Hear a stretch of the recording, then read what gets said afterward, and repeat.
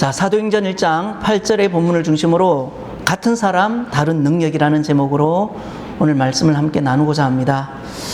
여러분, 우리가 살아가면서 간혹 이런 모습을 우리가 자주 경험할 때가 있죠.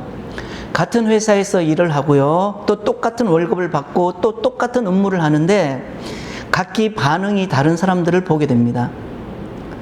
작은 일에도 쉽게 흔들리는 사람이 있는 반면에 또 그 반대로 어려운 상황 속에서도 전혀 흔들리지 않는 그런 사람을 볼 때가 있죠.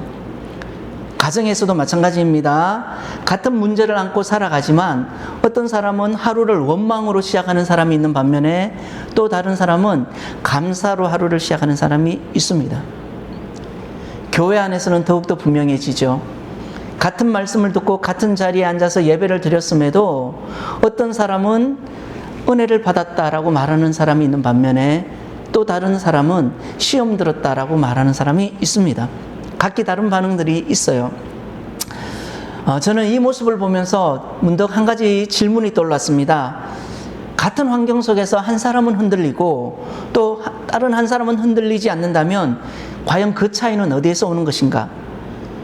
똑똑해서일까? 아니면 성격이 좋았을까? 그것도 아니면 환경이 나았을까? 자, 이런 생각이 들었습니다. 오늘 우리가 읽은 이 본문은 이 질문에 분명한 답을 우리에게 주고 있는 말씀이에요. 사람이 달라진 것이 아니라 오늘 말씀을 통해서 우리가 깨닫는 한 가지는 그 사람 안에 누가 함께 하고 있느냐에 따라서 그 사람의 인생이 또는 그 사람의 삶의 모습이 완전히 달라진다라는 겁니다. 여러분, 우리 예수님께서 부활하시고 승천하시기 전에, 즉 하늘로 올라가시기 전에 제자들에게 남기신 마지막 말씀이 있습니다. 그 말씀이 뭔지 아세요? 우리 주님께서 제자들에게 또는 앞으로 이제 예수 믿을 너희들에게 주님이 지상 명령으로 마지막으로 던진 말씀은 교회를 크게 세워라, 이게 아닙니다. 그리고 너희는 나가서 세상을 바꿔라, 이런 말씀도 하지 않았습니다. 예수님께서는 딱 한 가지 말씀을 하셨는데 그 말씀이 바로 오늘 이 말씀, 본문의 말씀이라는 거예요. 오직 성령이 너희에게 임하시면 너희가 권능을 받고 예루살렘과 온 유대와 사마리아와 땅끝까지 이르러 내 증인이 되리라 하시니라. 자, 예수님의 마지막 말씀, 마지막 부탁은 교회를 세워라, 가서 사람들을 전도하라, 이게 아니라 내 증인이 되라는 거예요. 이게 예수님의 마지막 명령이신 것이죠. 그런데 여러분, 이 말씀은 2000년 전에 예수님께서 제자들에게만 주신 말씀이 아니라 오늘 이 시대를 살아가는 저희에게, 우리에게 같은 직장에서 또는 같은 가정에서 또는 같은 일상을 살아가는 우리 모두에게 주신 말씀이라는 것을 우리는 기억해야 합니다. 그렇다면 우리 예수님께서 말씀하신 이 증인이라는 것은 어떤 사람인가? 저는 오늘 말씀의 제목을 이렇게 정했습니다. 같은 사람 다른 능력. 자, 같은 사람입니다. 그런데 각기 다른 능력이 있어요. 그러면 이 차이는 어디에서부터 오는가? 저는 이 말씀을 묵상하면서 깨달은 게 바로 그 능력은 바로 부르심에서부터 시작되었다는 것을 깨닫게 되었습니다.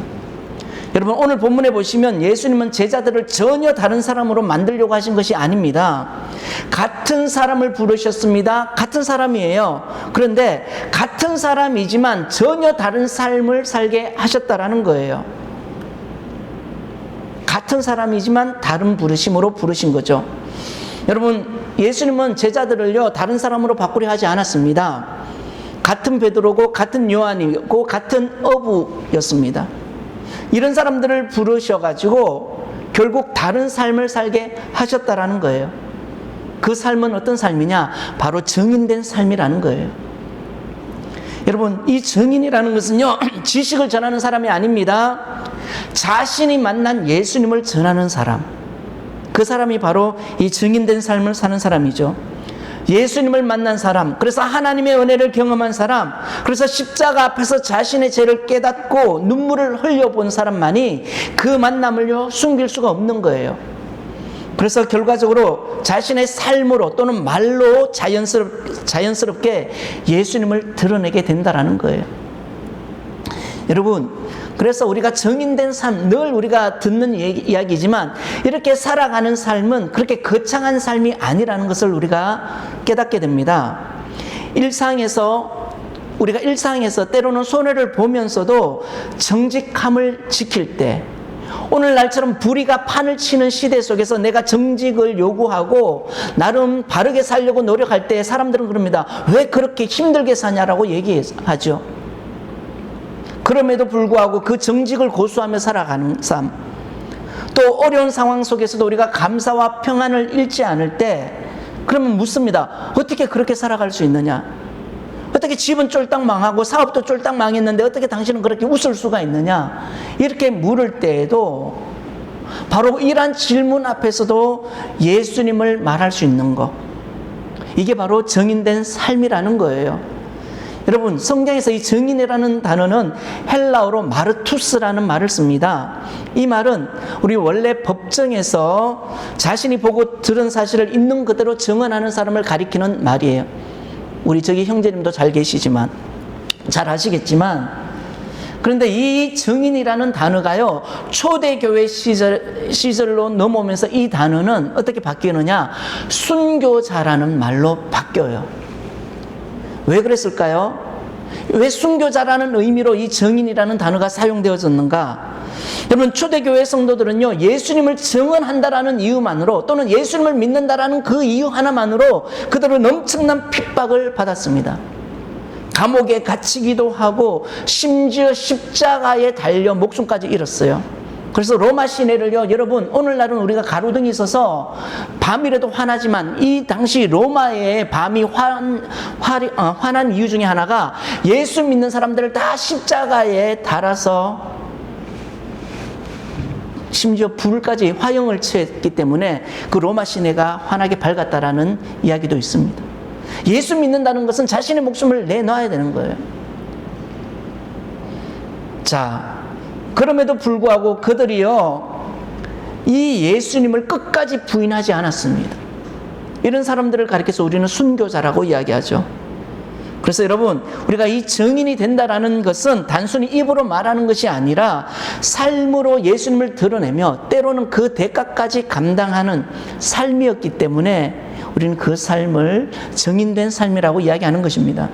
그렇기 때문에 여러분, 초대교회가요, 세상을 변화시켰던 이유는 뛰어난 전략이나 탁월한 조직 때문이 아닙니다. 바로 예수님을 만난 사람들이 그 만남을 끝까지 숨기지 않았기 때문에 이 초대교회가 영향력이 있었던 것입니다.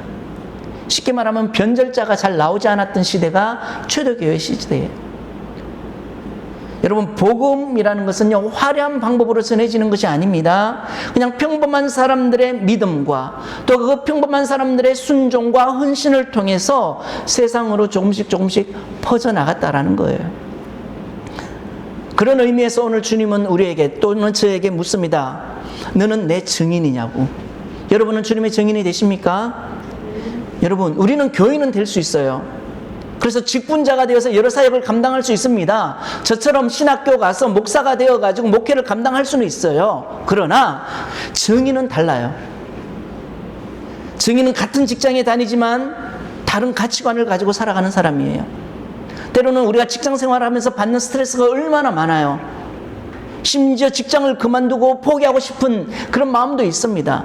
그럼에도 불구하고 우리는 세상의 가치관, 세상의 법을 따르지 아니하고 성경의 법을 따라가며 하나님 말씀에 순종하며 다른 방식으로, 다른 가치관으로 살아가는 삶. 같은 가정에서 살지만 다른 방식으로 살아가는 사람. 또 같은 세상 속에 있지만 세상 속의 그리스도인으로 다른 부르심을 따라가는 삶. 이 모두가요, 정인된 삶이라는 거예요. 그런데 여기서 우리가 한 가지 중요한 질문을 만나게 됩니다. 과연 이것이 우리 힘만으로 가능하냐는 거예요. 여러분의 힘만으로 우리가 이렇게 살아갈 수 있냐는 거예요. 결과는 할 수 없다라는 거죠. 우리 힘으로는 안 된다라는 겁니다. 사실 우리는 이런 능력이 없어요. 사람들의 시선이 두렵죠. 또는 손해를 감수하기도 싫어요. 때로는 믿음을 드러내는 것조차 망설여질 때가 있죠. 그래서 예수님은 제자들에게 먼저 오늘 말씀처럼 증인이 되어라고 먼저 말씀하지 않습니다. 예수님께서 이 앞전에 어떤 이야기를 하시느냐? 먼저 성령을 받으라고 얘기합니다. 너희가 정인된 삶을 살기 위해서는 먼저 성령을 받아야 된다라고 주님이 말씀하십니다. 우리가 같은 사람이지만 그럼에도 불구하고 우리가 다른 삶을 살아가기 위해서는, 또는 다른 삶을 선택하기 위해서는 반드시 거쳐야 되는 과정 중에 하나가 바로 다른 능력을 우리가 부여받아야 된다라는 거예요. 그것이 바로 오늘 성경에서 말하는 성령 충만이라는 거죠. 하나님의 말씀으로, 하나님의 영으로 충만함을 우리가 경험할 때에 우리는 세상을 다르게 살아갈 수 있는 힘이 생긴다라는 거예요. 여러분, 우리는 이 베드로를 보면 같은 사람이지만 우리가 다른 능력이라는 이 제목의 의미를 알게 됩니다. 우리가 예수님께서 잡히시던 그날 밤을 우리가 한번 생각해 보면요, 여러분, 제자들에게 예수님께서 말씀을 하시고, 자, 먼저 우리가 베드로가요, 대제사장의 집들에서 예수님이 이제 잡히셨습니다. 그리고 베드로가 이제 사람들이 불을 쬐는 그 자리에서 자신도 이제 슬그머니 다가와서 불을 쬐려고 하는데 한 여종의 질문을 받습니다. 당신도 예수와 함께 있던 사람 아니냐고. 그럴 때 베드로가 뭐라고 얘기합니까? 나는 저 사람을 모른다라고 얘기하잖아요. 나는 저 예수가 누군지 모른다라고 이야기합니다. 심지어 예수님을 마지막에는 저주까지 하죠. 이게 베드로예요. 상대는 총독도 아니었습니다. 그렇다고 제사장도 아니었고, 심지어 칼을 든 군인은 더더욱 아니었어요. 이름조차 알려지지 않은 한 여종, 그 여종이 당신 예수와 함께 있지 않았냐는 그 질문에 베드로는 무너지고 말았습니다. 그 여종의 말 한마디에 베드로에게는 두려움이 찾아왔고, 그 두려움으로 인하여 베드로는 결국 무너지고 말았죠. 그런데 베드로가 믿음이 없었느냐? 그럼 베드로는 우리가 알다시피 믿음이 대단한 사람이었어요. 예수님을 가장 사랑했어요. 그래서 예수님에게 인정을 받았어요. 심지어 수제자라는 별명까지 얻었어요. 그런데 우리가 이 예수님을 사랑한다라고 해서 그 두려움을 이길 수 있는 것은 아니라는 것을 베드로의 모습을 통해 깨닫게 됩니다. 그가 아무리 열심으로 주님을 쫓아다니고 예수님의 말씀에 순종하고 예수님을 사랑한다 해도 그 안에 있는 그 내면에 대한 두려움은 이길 수 없었던 거예요. 그래서 지금 베드로에게 필요한 것은 능력입니다. 그 두려움을 이겨낼 수 있는 능력, 그 성령의 능력이 베드로에게는 필요했던 것이죠. 비단 베드로뿐만 아닙니다. 오늘 우리도 베드로와 크게 다르지 않죠. 직장에서 우리가 신앙 때문에 손해볼 것 같으면 때로는 우리가 해야 할 말을 삼킬 때가 있습니다. 명절에 우리가 가족이나 친척들이 너 교회 다닌다고 뭐가 달라지냐고 이렇게 우리가 질문을 받게 되면 때로는 머쓱해 하거나 때로는 화제를 돌리며 웃어 넘어갈 때가 있습니다. 괜히 부딪혀서 좋을 게 없다라는 생각을 하기도 하죠. 또 누군가 어려운 일을 겪고 있다면 그 이야기를 들었음에도 기도하겠습니다라는 이 한마디조차 망설일 때가 있다라는 거예요. 여러분, 사람들의 시선이 두렵기 때문에, 또는 거절당할까 봐 두렵고 이상한 사람으로 취급당할까 봐 두렵기 때문에 우리는 고개를 푹 숙이고 살아갈 수밖에 없다라는 거죠. 지난주에 일본에서 목회하시는 목사님의 이야기가 말씀을 준비하다 생각이 났어요. 한 번은 이분이 자신의 교회에서 이제 예배를 드리던 일본 분이시죠. 일본 성도님이 일본 세가족 한 분에게 세례를 베풀려고 하는데 이제 주일날 오늘 이제 세례를 드린다라고 얘기했고 모든 세팅을 다 끝내놓은 상태예요. 그런데 예배 전에 그분이 오셔가지고 이런 이야기를 합니다. 목사님이 저를 위해 기도해 주시고 또 저에 대해서 애써 주신 거 저 너무나 감사하게 생각합니다. 그런데 오늘 제가 세례를 받으면 저는 더 이상 이 교회를 나오지 않겠습니다. 이렇게 얘기하는 거예요. 우리가 생각할 때 전혀 이해가 되지 않잖아요. 세례를 받겠다 해가지고 다 준비를 했고 이제 세례를 하기 직전인데 이제 예배 드리면서 세례를 하면 되는데 갑자기 예배 전에 오셔가지고 오늘 저 세례를 받으면 저는 이 교회를 나오지 않습니다. 목사님 저를 보지 않을 것 같으면 오늘 세례를 주세요 그러는 거예요. 굉장히 충격을 받았습니다. 이게 첫 번째 이야기고, 또 두 번째는 한 청년이 아버지에게, 일본 청년이에요. 아버지 나 교회를 다니게 됐고 그곳에서 내 예수님을 만났습니다. 그래서 나 그 교회 목사님에게 이제 세례를 받으려고 합니다. 이렇게 아버지에게 이야기를 했대요. 근데 아버지 반응이 평상시와는 달랐대요. 평상시에 만약 교회 나간다거나 예수의 옛자만 꺼내도 굉장히 화를 내셨던 아버지가 그날 자기가 교회 나가서 목사님에게 이제 세례를 받는다라고 얘기할 때 그냥 아무런 말씀을 안 하시더래요. 화도 내지 않고 그냥 딱 한마디만 하셨습니다. 괜찮아. 뭐 내 뜻이 그렇다면 가서 받아라. 그 다음에 뭐라고 얘기한 줄 알았어요? 너 가서 그 교회 가서 세례 받아. 나에게는 둘째가 있으니까. 무서운 말 아니에요? 나에게는 둘째가 있으니까. 너는 더 이상 내 아들이 아니야 라는 거예요. 돌려서 말한 거죠. 예수 믿고 세례 받았을 때 그 이후에 찾아오는 두려움이 있다라는 거예요. 우리도 그렇잖아요, 여러분. 우리 여기 권사님도 이제 집사님도 계시지만 우리 뭐 모태신앙한 분들은, 모태신앙생활한 분들은 잘 이해가 안 돼요. 저도 그랬어요. 저도 저희 5형제 중에 저 혼자 예수님 믿는데 저희 아버님 살아 계실 때 저 예수 믿는다고 교회 다닌다고 하니까 호적에서 파불인 됐어요. 저보고. 명절날 집에 가는 게 너무 두려웠습니다. 왜요? 제사상에 절을 해야 되는데 제가 교회를 나간다고 제사를 하지 않으니까 막 화도 내고 얻어맞기도 하고 심지어 명절에 집에서 쫓겨난 적도 있고요. 호적을 판다는 거 우리나라에도 있지만 일본에서는 그냥 나에게는 둘째가 있으니 괜찮아 교회 가 같은 말이잖아요. 여러분 일본 선교가 힘든 이유가 여기에 있어요. 그들은 공동체에서 소외되는 것을 너무너무 두려워한다는 겁니다. 오늘 성경에 이 베드로 역시 다르지 않아요. 그렇다면 이 베드로만 그랬을까? 이 베드로를 무너뜨렸던 그 두려움이 오늘 우리 안에도 여전히 존재하고 있죠. 그런데 문제는 이 베드로가 특별히 연약한 사람이었다는 데 있지 않습니다. 우리 역시 연약하죠. 그렇게 우리에게도 필요한 것은 베드로와 같은 능력이 필요하죠. 성령 충만함. 베드로가 성령 충만함으로 모든 것을 이겨내잖아요. 베드로를 일으킨 것은 그의 의지나 그의 용기가 아니라 오늘 말씀해 보시면 우리가 성경을 통해 깨닫게 됩니다. 성령의 능력이 이 좌절하고 넘어지고 두려움에 꼼짝달싹하지 못했던 이 베드로를 일으켰다라는 거예요. 오늘 우리에게도 필요한 것은 용기나 담대함이나 지혜가 아니라 오늘 성경은 우리에게 분명히 말씀합니다. 성령께서 주시는 그 담대함이 우리에게 필요하다라는 거예요. 오늘 이 시대를 살아가는 우리 그리스도인들에게 필요한 것은 바로 성령께서 주신 그 담대함이 필요하다라는 거예요. 그리고 그 변화는 오순절날 현실이 되었죠. 마가의 다락방에서 성령께서 임하신 그날 베드로는 완전히 다른 모습으로 변해 있었습니다. 불과 얼마 전까지 한 여종 앞에서 예수님을 부인했던 그 베드로가 이제는 예수님을 십자가에 못 박았던 바로 그 예루살렘 한가운데에 서서 담대하게 외칩니다. 어떻게 외치느냐?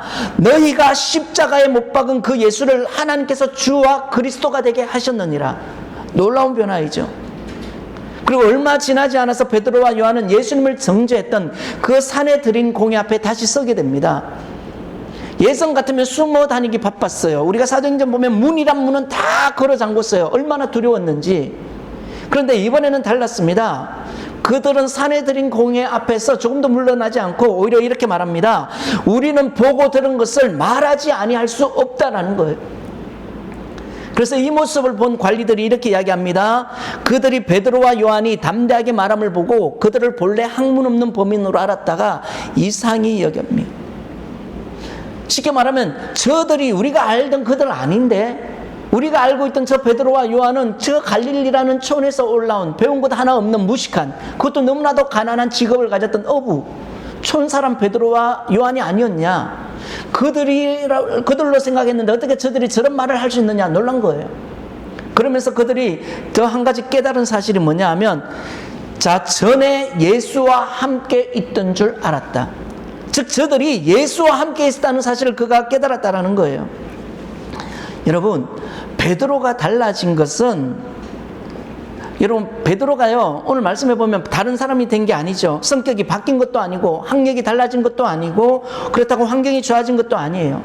로마의 통치는 그대로였고 유대 지도자들의 위협과 핍박도 그대로였어요. 그럼에도 불구하고 그가 달라진 게 딱 하나가 있습니다. 그게 뭐냐면 성령께서 이 베드로에게 임하셨다라는 거예요. 이게 베드로를 변화시킨 놀라운 이유입니다. 같은 사람이지만, 같은 베드로이지만 더 이상 예전의 베드로의 모습으로, 예전의 삶으로 돌아가지 않았습니다. 전혀 다른 삶으로 그는 살아간 거예요. 성령의 능력이 이 평범한 베드로를 담대한 증인으로 세운 것입니다. 여러분, 성령께서 두려움에 사로잡힌 사람을 담대한 증인으로 사용하십니다. 직장에서 우리가 믿음을 말하지 못한 사람에게 성령은 담대함을 주십니다. 가족 모임에 신앙을 숨기던 사람들에게 복음을 전할 용기도 주시고요. 머뭇거리며 침묵하던 우리의 입술을 열어서 예수님을 말하게 하시는 분이 성령님이세요. 제가 저희 가정에서 예수 믿는다라는 이유로 핍박을 받았다 했잖아요. 그래서 명절에 집에서 쫓겨나기도 하고 얻어맞기도 하고 심지어 호적을 파겠다라는 얘기도 들었습니다. 그런데 어느 날 제가요, 그때 학생부 청년부였나? 그때 이제 수련회 가서 성령을 깊이 경험했어요. 마음이 뜨거운 거예요. 몸이 뜨거워요. 그런 가운데 이제 명절을 맞이해서 집에 갔는데요. 제가 담대하게 말했어요. 저 제사 안 지낸다고. 저 예수님 믿고 저 목사 될 거라고. 그렇게 담대하게 얘기했더니만 그 이후로 저에 대한 핍박이 사라졌어요. 집에서 명절에 형제들이 모여서 제사를 드려도 저는 아버지께서 열애시켜 주셨어요. 진짜로. 그리고 나중에는 나중에 아버님 돌아가셨지만 제가 목사 된 것을 동네방네 자랑하고 다니셨습니다. 우리 아들이 목사라고. 성령께서 이렇게 변화시켜 나가는 거예요. 제 안에 담대함도 주셔서 담대하게 제가 말도 할 수 있게 하고. 그전에는 얼마나 무서웠다고요. 예수님 믿는다라는 이유만으로 핍박받을 때 예수님 죄송합니다 하고 막 절하기도 하고 막 그랬었어요. 여러분, 교회 역시 사람의 능력으로 세워지는 거 아니죠. 좋은 프로그램이나 뛰어난 전력으로 부흥하는 거 아닙니다. 성령께서 역사하실 때 교회가 살아나고 또 가정도 회복되고 또 한 영혼이 하나님께로 돌아온다라는 겁니다. 그런데 성령께서 주시는 능력은 오늘 말씀을 통해 보면 우리 안에만 머물러 있지 않습니다. 성령께서 우리를 변화시킬 뿐만 아니라 우리를 세상으로 또 내보내시죠. 같은 사람이지만 다른 능력을 받아서 결국 같은 자리에 머무르지 아니하고 하나님의 보내심을 받은 사람이 되게 하신다는 거예요. 같은 거리를 걷고 같은 사람을 만나고 또 같은 일상을 살아갑니다. 그러나 성령의 능력을 경험한 사람은 더 이상 같은 방식으로 살아가지 않습니다. 세상 사람들이 처세술로 살아갈 때 처세술로 살아가지 않습니다. 하나님의 말씀 의지하여 기도로 살아가는 거예요. 예수님은 성령 받으면 너가 교회 안에서만 평안하게 살아라 그렇게 말씀하지 않으십니다. 땅끝까지 이르러 내 증인이 되라고 주님 말씀하시죠. 우리는 예전에는 지금은 이런 게 잘 없는데 예전에는 교회에 오셔서 아예 교회에서 사시는 분들이 계셨어요. 아예 이불을 가져오셔가지고 아예 이불 펴고 사는 분들이 계셨어요. 그래서 물어봅니다. 왜 교회 안에만 계세요? 교회가 제일 안전한 것 같아요. 교회 안이 제일 마음 편해요. 교회 밖을 나가면 힘들어요. 시끄러워요. 마음이 힘들어요. 이해는 됩니다. 왜 그분이 교회 안에만 있으려고 하는지. 여기가 좋사오니. 여러분, 초대교회가 우리가 초대교회로 돌아가자 하는데 초대교회 처음에요. 그들이 예수님 성령 받고 나가지고 그들은 교회 안에만 머물러 있었어요. 근데 예수님은 세상에 나가서 복음을 전해라고 내 증인이 되라고 얘기했는데 그들은 교회 안에서만 서로 나누고 베풀고 그러면서 떡도 나누고 가진 거 팔고 그러면서 예수님 재림만 기다렸어요. 다시 오실 예수님만 기다렸습니다. 이것은 예수님의 뜻하고는 달랐어요. 예수님은 나가서 너희가 복음을 전해야 되는데 여기가 좋사오니 하면서 교회 안에만 있기를 원했어요.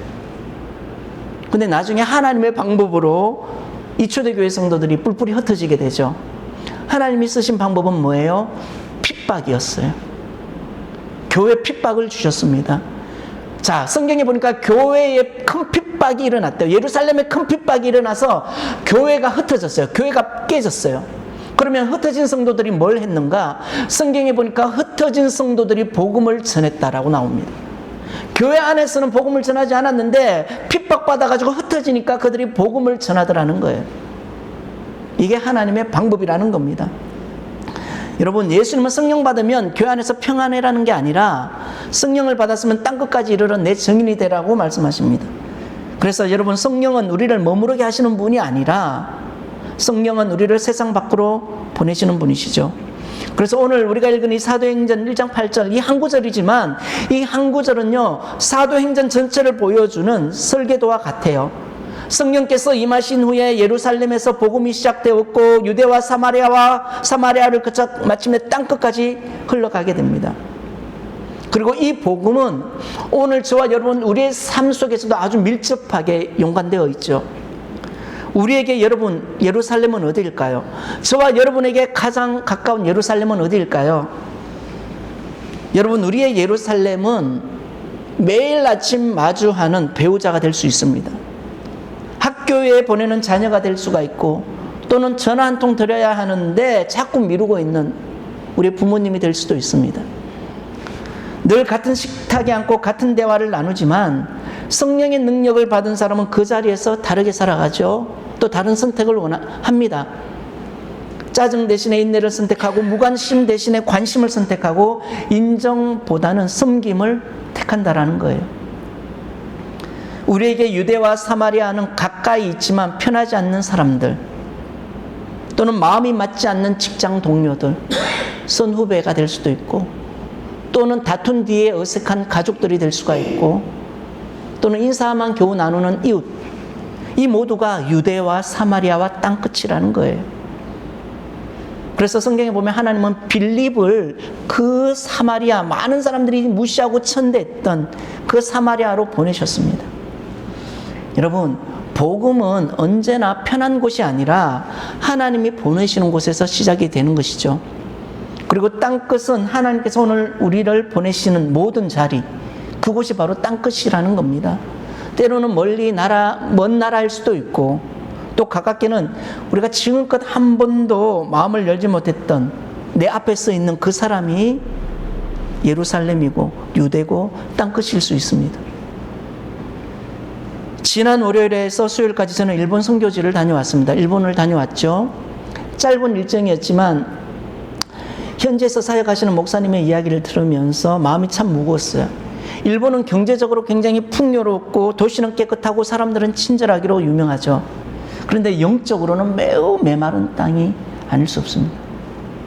교회는 점점 줄어들고 복음 전하는 일은 갈수록 어려워지고, 한 영혼을 예수님께로 인도하기 위해 수년 동안 눈물로 기도해야 하는, 조금 전에 이야기 들었잖아요. 교회 나가서 세례 받는다는 것 자체가 가족과 단절된 삶을 선택하는 거라는 거. 이게 일본 선교의 현실이라는 겁니다. 제가 그 일본 교회 목사님의 이야기를 들으면서 제 마음에 한 가지 질문이 떠올랐어요. 왜 하나님은 아직도 교회를 이 땅에 남겨두었을까? 답은 분명했습니다. 하나님은 아직도 세상에 복음을 전할 증인이 필요하기 때문이죠. 그러므로 땅끝은 꼭 비행기를 타고 가야만 하는 곳이 아니라, 하나님께서 오늘 나를 위해 보내시는 사람이 있다면 그 사람이 바로 나에게는 땅끝이라는 거예요. 아직 믿지 않고 있는 우리 가족들, 또는 자주 마주치지만 이름조차 모르는 경비원 아저씨, 또는 늘 택배를 주지만 우리가 감사 인사 한마디 하지 않았던 기사님, 또는 우리가 같은 아파트 살면서도 한 번도, 사실 요즘은 더 심하지만 안부를 물어볼 수 없었던 이웃들, 이 모두가 우리에게는 사마리아와 유대와 땅끝이라는 거예요. 그래서 여러분, 이 복음이라는 것은 우리가 이어 달리게 할 때 우리가 건네받는 바통과 같아요. 누군가에게 이 복음을 받은 사람이 다시 다른 사람에게 전할 때 복음은 세대를 넘어 계속 이어지게 되는 것이죠. 그런데 그 바통을 손에 쥔 채로 멈춰 서 있다면 복음은 더 이상 앞으로 나아갈 수가 없는 것입니다. 선교사님들은 여전히 외로운 자리에서 복음을 전하고 있죠. 그들에게는 함께 기도하는 교회, 그리고 동력자가 절실히 필요합니다. 그래서 지난주에 우리가 갔을 때 우리가 딱히 그 교회 한 거 없어요. 그분은 20년 넘게 일본에서 선교사이자 목회자로 사역을 하시는데 너무 힘들어 하시는데, 저희가 가서 한 것은 소정의 선교 헌금 전달하고, 그리고 제가 찬양 인도하고, 그리고 다른 목사님 나오셔서 기도에 인도하고, 그게 전부예요. 그리고 저에게 허락된 시간은 10분이었습니다. 10분 찬양하는데 얼마나 뜨겁게 하시는지. 저도 진짜 우리가 이제 목사님, 장로님들 총 54분이 가셨거든요. 근데 그 자리에서 제가 10분 하는 찬양이 선교지여서 그럴 수도 있는데 엄청 뜨겁게 하시는 거예요. 목사님도 뜨겁게 하고 그 교회 담당하시는 분도 되게 감동을 받으시더라고요. 그게 전부입니다. 10분 찬양, 그리고 30분 기도회, 그리고 소정의 선교 헌금. 근데 거기에 그분이 굉장히 위로를 얻었다 하시더라고요. 그래서 다음날 아침 식사 자리에도 오셨던데, 사모님하고. 여러분, 이런 선교사님들에게, 목회자에게는 기도하는 동역자가 절실히 필요한 것이죠. 그렇다고 우리 모두가 선교지로 갈 수는 없습니다. 그럼에도 불구하고 우리는 누구나 다 선교에 참여할 수가 있죠. 기도로 함께 할 수 있고, 때로는 물질로 동역할 수 있고, 또는 무엇보다 하나님께서 오늘 내 곁에 보낸 한 사람에게 우리가 복음을 전함으로 우리는 또 그 선교에 동참하게 되는 것이죠. 이제 말씀을 마무리합니다. 사랑하는 성도 여러분, 예수님의 마지막 명령은 우리의 마지막 선택이 되어서는 안 됩니다. 마지막 선택이 아니라 가장 먼저 순종해야 할 사명인 것이죠.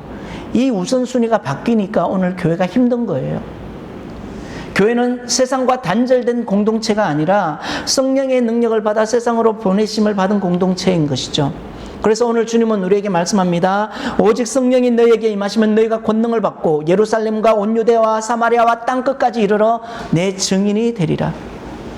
그런데 우리는 우리의 힘만으로는 이 말씀을 살아낼 수가 없죠. 그래서 우리에게 필요한 것은 성령의 능력, 성령 충만. 성령께서 우리와 함께 하실 때 우리는 이 사명을 감당할 수 있다는 거예요. 베드로가 다른 사람이 된 것이 아니었습니다. 이름도 그대로였고 성격도 그대로고 직업도 그대로였어요. 그런데 달라진 것 딱 하나는 성령께서 베드로에게 임했다라는 거예요. 그 성령 받기 이전에 베드로는 예수님의 제자였고 도망자였고 그냥 가난한 촌동네 어부였습니다. 이런 그가 성령을 받고 나니까 천주교에서 말하는, 카톨릭에서 말하는 초대 교황이 됐어요. 교황은 엄청난 거잖아요. 그런데 카톨릭에서는 베드로를 일대 교황으로 봅니다. 어떻게 그가 교황이 될 수가 있어요? 성령의 능력이 아니고서는 불가능한 일이죠. 여러분, 베드로에게 성령이 임했을 때 두려움은 담대함으로, 침묵은 정언으로, 숨던 사람은 복음을 전하는 사람으로 바뀌었습니다. 우리도 마찬가지이죠. 예배 후에 우리는 다시 같은 가정으로 돌아갈 겁니다. 또 내일부터 또 같은 직장을 출근하게 될 거예요. 그래서 그곳에서 또 같은 사람들을 만나게 될 겁니다. 비록 환경은 달라지지 않았을 거예요. 그러나 성령께서 우리와 함께 하시면, 성령께서 저와 여러분과 함께 하시면 우리는 같은 사람이지만 다른 능력으로 또는 다른 가치관으로 다른 생각으로 우리가 살아갈 수 있다는 거예요. 그리고 하나님께서 보내시는 모든 자리에서 우리는 예수님의 증인으로 우리가 살아갈 수 있는 것이죠. 우리의 작은 섬김이 또 예수님을 드러내는 삶이 될 수가 있고, 우리의 작은 말 한마디가 예수 믿는 사람은 다르구나, 교회 다니는 사람은 역시 다르구나, 그러면서 그것이 곧 예수님을 전하는 증인된 삶이 되는 것이죠. 사랑하는 여러분, 하나님께서 특별한 사람을 찾으시는 것이 아니라 성령의 능력을 의지하는 사람을 사용하십니다. 바라기는 우리 모두가 성령의 충만함을 입어서 하나님께서 보내시는 삶의 자리마다 담대한 증인으로 살아가시기를 소망합니다. 그리고 우리 한몸교회가 가까운 가정과 이웃을 넘어 열방을 품고 복음을 전하는, 보내심을 받은 그런 선교적 사명을 감당하는 우리 교회가 되기를 주님 이름으로 축원합니다.